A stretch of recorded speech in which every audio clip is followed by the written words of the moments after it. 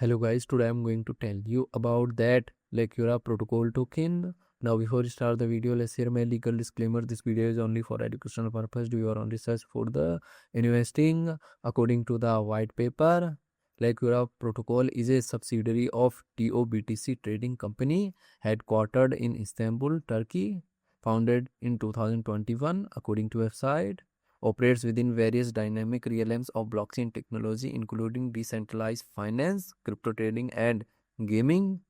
Laqira Protocol's core offering include Laqira Pay and Laqira Dex and Tabbit Depth, all in Laqira Protocol's DeFi super app Laqira Hub, along with a range of additional services such as Telegram mini app, NFT marketplace, and Larry's Race game.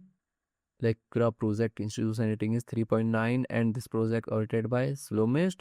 Laqira token total supply is 2.5 billion and circulating supply is around 88.62 million LQR token. LQR token is listed on MEXC, BingX and other exchanges. If I share my opinion with you, then this project up to 70% chances that it is a legit or good project. So guys, don't take my opinion as a financial advice. Do your own research for the investing. Thanks for watching.